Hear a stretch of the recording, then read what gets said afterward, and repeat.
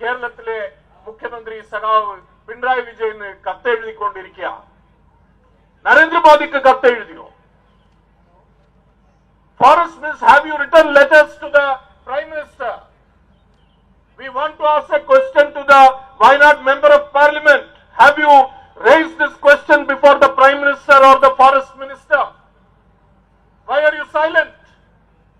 Is it because your grandmother has made this Wildlife Protection Act and has strengthened it against the interests of the people of our country?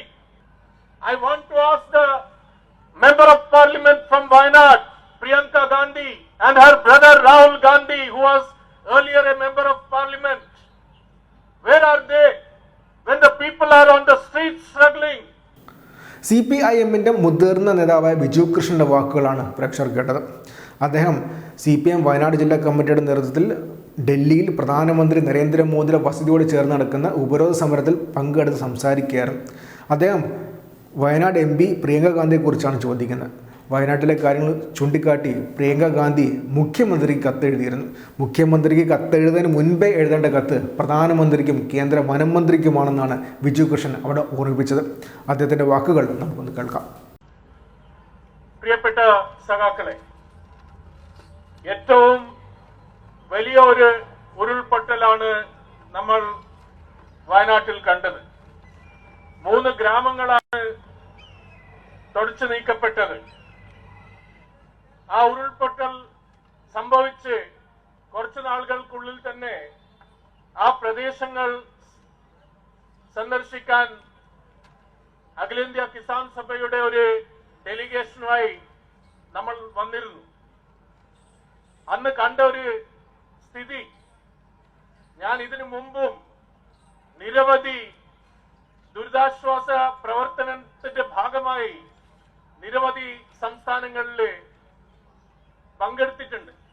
പക്ഷെ കേരളം ഒറ്റക്കെട്ടായി LDF സർക്കാരിന്റെ ഈ പ്രവർത്തനം, അതിനെല്ലാം ഒറ്റക്കെട്ടായി ആ relief പ്രവർത്തനത്തെ നയിച്ച രീതി ഒരുപക്ഷെ നമുക്ക് ഇന്ത്യയിൽ മറ്റു വേറെ എവിടെയും കാണാൻ സാധിക്കില്ല.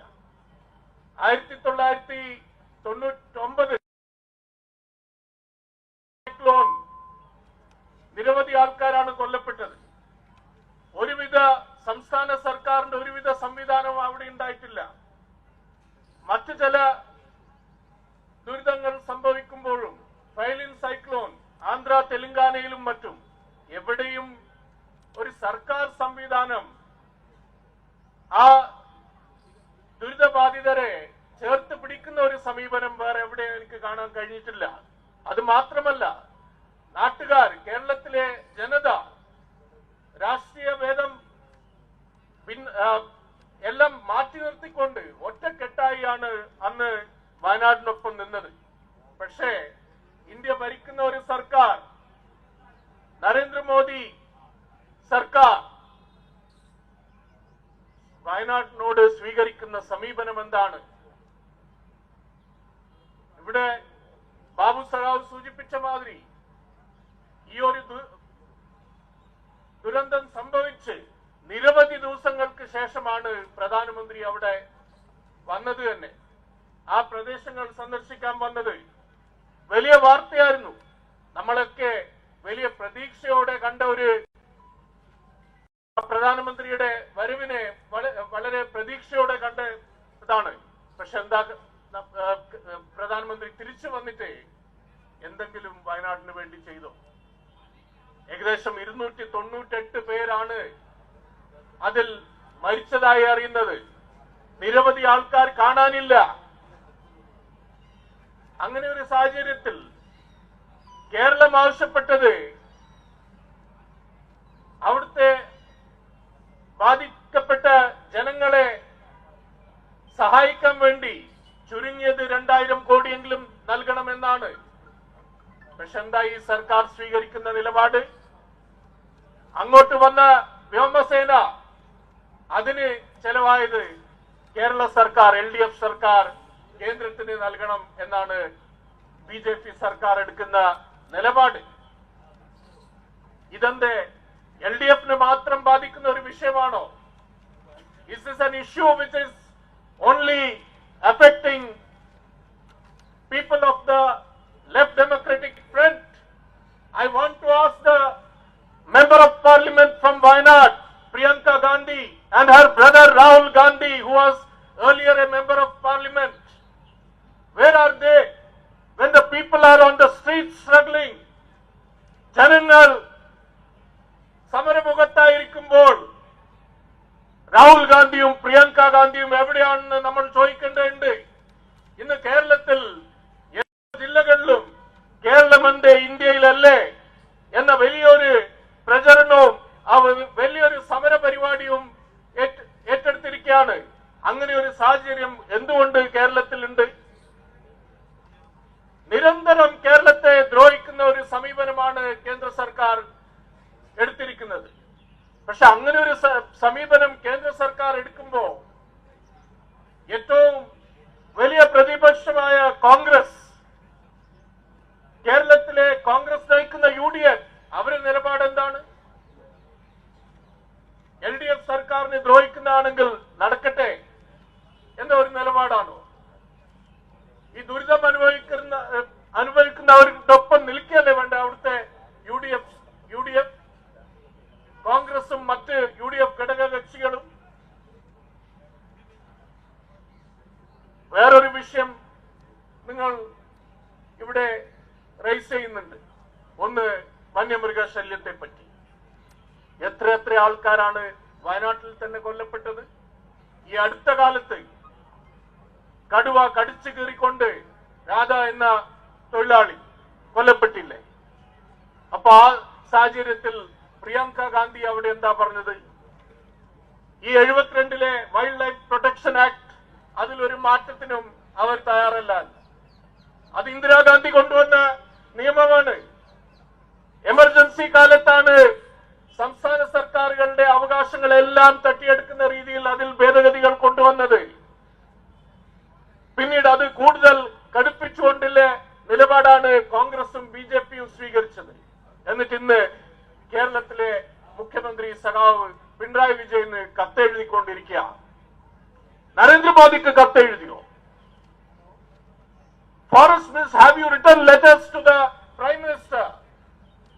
We want to ask a question to the Wayanad Member of Parliament.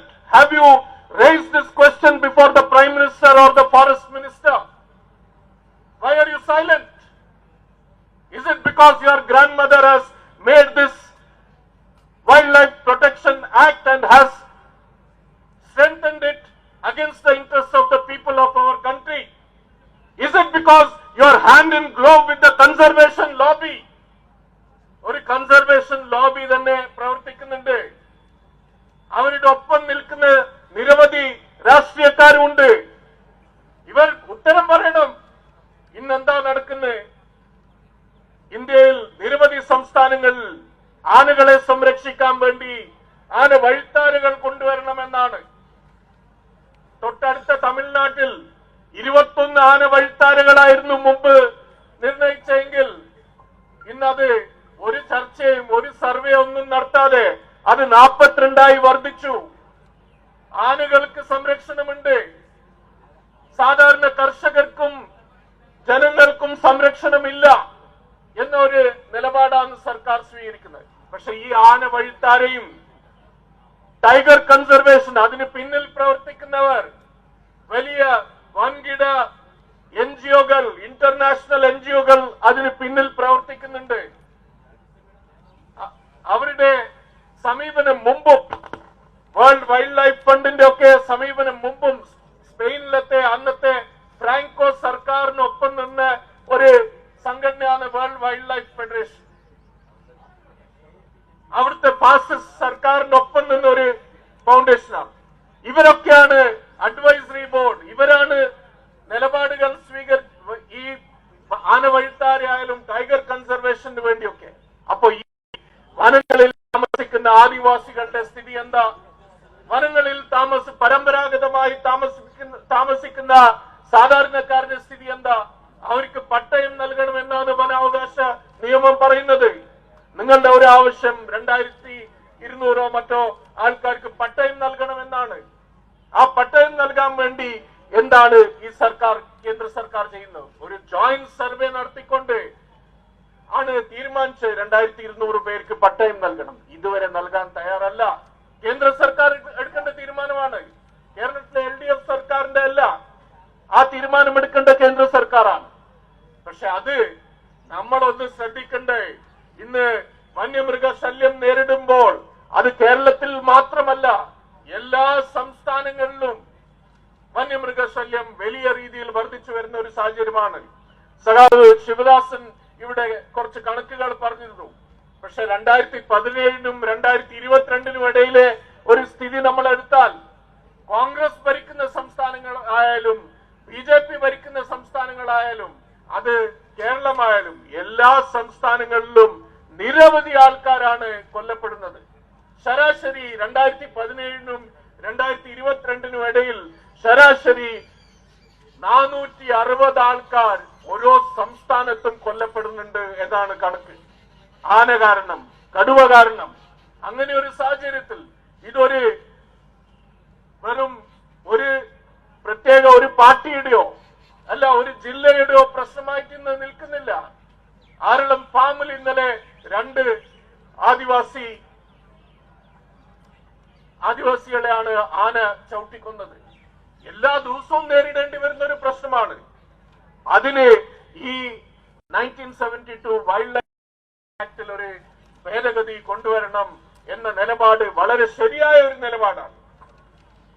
ആ നിലപാടിനൊപ്പം UDF ഉണ്ടോ ഇല്ലോ എന്ന ചോദ്യം ചോദിക്കേണ്ടതുണ്ട്. ആ നിലപാടിനൊപ്പം കേരളത്തിലെ BJP ഉണ്ടോ ഇല്ലോ എന്ന് ചോദിക്കേണ്ടതുണ്ട്.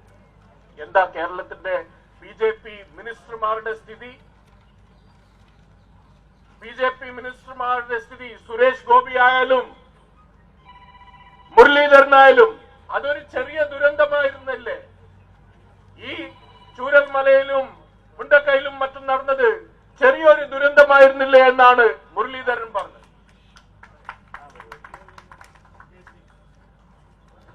ആം ആദ്മി പാർട്ടിയുടെ MP സഞ്ജയ് സിംഗ് ഇവിടെ വന്നിരിക്കുന്നു. जो इस देश का सरकार, नरेंद्र मोदी का सरकार, केरल में वायनाड में जिस तरीके से आपदा हुआ, पूरा दुनिया भर के जनता वायनाड के साथ खड़ा रहा, तो यहाँ केरल में जो दुर्घटना हुआ पर देश का प्रधानमंत्री और यहाँ का सरकार अब तक 1 रुपया भी हमारे वायनाड को नहीं दिया। और उतना ही नहीं, प्रधानमंत्री जो घटना के 2 हफ्ते बाद केरल में आए और वायनाड गए,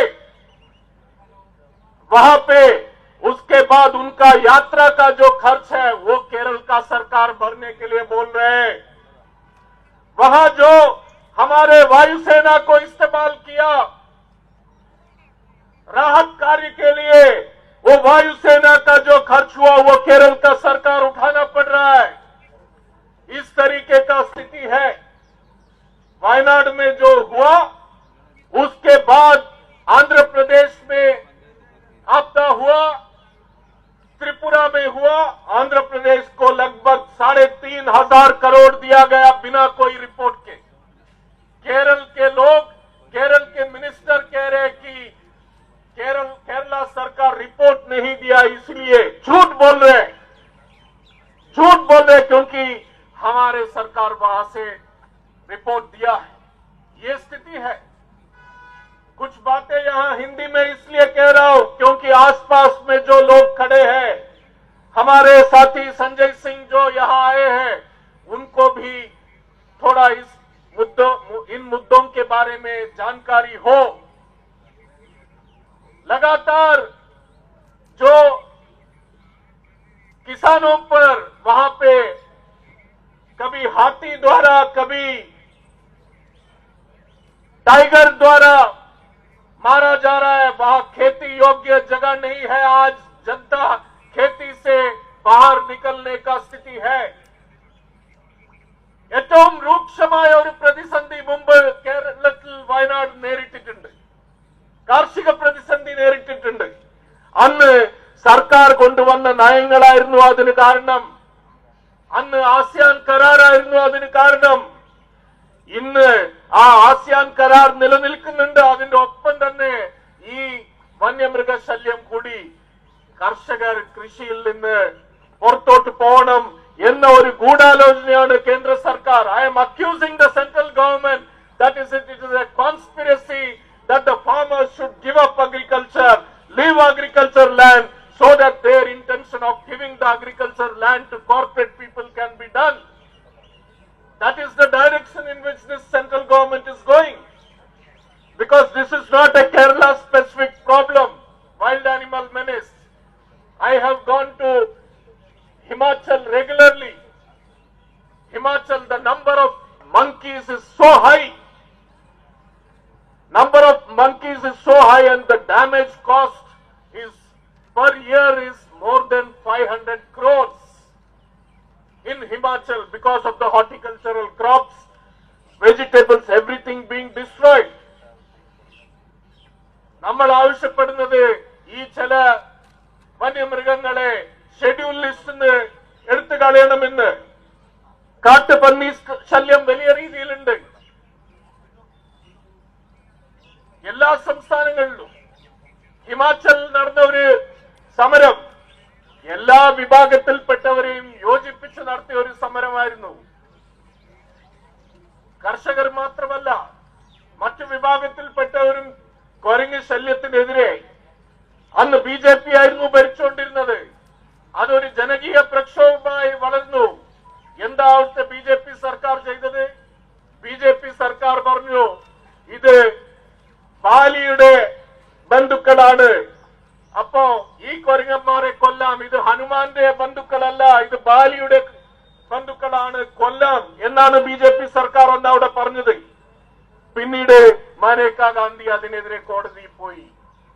മനേക ഗാന്ധിയും BJP അവിടെ ഈ തീരുമാനം എടുത്ത സർക്കാർ. നമ്മുടെ സമരങ്ങൾ കാരണം അങ്ങനെ ഒരു നിലപാട് സ്വീകരിക്കേണ്ടി വന്ന ഒരു സർക്കാർ. അപ്പൊ ആ രീതിയിലുള്ള ഒരു സമരം നമ്മൾ ഉയർത്തിക്കൊണ്ടുവരിക തന്നെ ചെയ്യും. മുമ്പ് കേരളത്തിൽ പ്രത്യേകിച്ചും വയനാട്ടിൽ കാർഷിക പ്രതിസന്ധി കാരണം ആത്മഹത്യകൾ വർദ്ധിച്ചു വരുന്ന ഒരു സാഹചര്യം ഉണ്ടായിട്ടുണ്ടല്ലോ. അതിനെതിരെ വയനാടാണ് ഒരു വഴി കാണിച്ചത്. അന്ന് ആ സമരത്തിൽ LDF മാത്രമായിരുന്നില്ല, ഇതൊരു തുടക്കം മാത്രമാണ്. ഈ സമരത്തിൽ നമ്മളൊപ്പം ഈ നമ്മുടെ ഡിമാൻഡ്സിനോട് യോജിക്കുന്ന ഏതൊരു പാർട്ടി ആയാലും അവരെയും ചേർത്തുകൊണ്ട്, മറ്റു വിഭാഗത്തിൽപ്പെട്ടവരെയും ചേർത്തുകൊണ്ട് ഒരു ഐക്യ സമരം, വലിയ വ്യാപകമായ ഒരു സമരത്തിന് നമ്മൾ ഒരുങ്ങേണ്ടതുണ്ട്. ഇന്ന് കേന്ദ്ര സർക്കാർ എടുക്കുന്ന ഓരോ നിലപാടും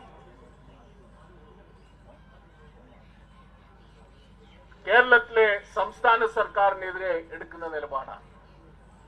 എന്താണ് തെരഞ്ഞെടുപ്പിന് മുമ്പ് നമ്മൾ കണ്ടത്? നെല്ല് സംഭരിക്കാൻ കേന്ദ്രം നൽകേണ്ട വിഹിതം നൽകാതിരിക്കുക, കേന്ദ്രത്തിന്റെ വിഹിതം നൽകാതിരിക്കുക.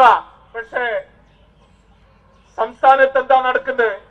BJPയും കോൺഗ്രസും UDFും BJPയും ഒറ്റക്കെട്ടായി അക്രമാസക്തമായി കേരളത്തിലെ LDF സർക്കാരിനെതിരെ സമരം അഴിച്ചുവിടുന്നു. തെരഞ്ഞെടുപ്പ് സമയത്ത് അങ്ങനെ ഒരു സാഹചര്യം ഉണ്ടാക്കി, LDF സർക്കാരിനെതിരെ ഒരു സാഹചര്യം ഉണ്ടാക്കാൻ ആണ് കേന്ദ്ര സർക്കാർ ശ്രമിച്ചത്. UDFന്റെ നിലപാട് എന്തായിരുന്നു? UDF നിലപാട് അത് നടക്കട്ടെ എന്നാണ്. അങ്ങനെ ഒരു സ്ഥിതി ആയിക്കോട്ടെ. കന്നഡയിൽ ഒരു ചൊല്ലുണ്ട്, അപ്പ സത്ര ഉള്ളേതു സ്ഥിതിക്ക് ആമ്പടെ സിഗത്തെ. അച്ഛൻ മരിച്ചാൽ നല്ലതാണ്, ചത്തോറൂട്ടലിന് വട കിട്ടും എന്ന ഒരു നിലപാട് കോൺഗ്രസ് സ്വീകരിച്ചത്.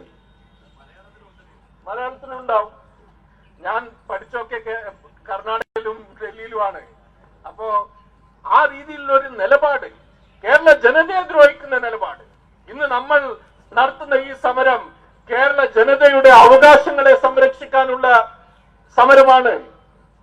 ഒരു ഫെഡറൽ വ്യവസ്ഥയിൽ ഒരു സംസ്ഥാനത്തിന് ലഭിക്കേണ്ട അറിയിക്കുന്ന അവകാശങ്ങൾ അത് നൽകാതിരിക്കുന്ന ഒരു കേന്ദ്ര സർക്കാരാണ്.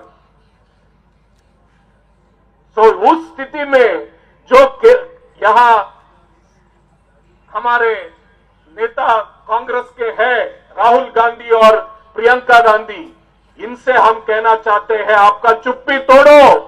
नरेंद्र मोदी के खिलाफ आपका चुप्पी तोड़ना होगा. और यहाँ वायनाड के जो जनता जो न्याय के लिए लड़ रहे हैं, वहां उनके 3 गांव पूरा का पूरा प्राकृतिक आपदा में ढह गया. उन लोगों के साथ खड़ा होना होगा, ये जरूरी है. मैं और बहुत लंबा नहीं बोलना चाहता हूं क्योंकि हमारे और वक्ता है, हम उनको भी सुनना है.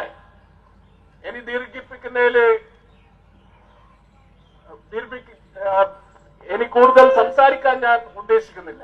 നമ്മുടെ മറ്റ് വക്താക്കളുണ്ട്. സഞ്ജയ് സിംഗ് ഇവിടെ വന്നിരിക്കുന്നത്. തീർച്ചയായും ഈ സമരത്തിന് വിജയം ആശംസിച്ചുകൊണ്ട് ഈ സമരം ഉദ്ഘാടനം ചെയ്തതായി അറിയിച്ചുകൊണ്ട് ഞാൻ എന്റെ വാക്കുകൾ ചുരുക്കുന്നു. ഇൻക്ലാബ്.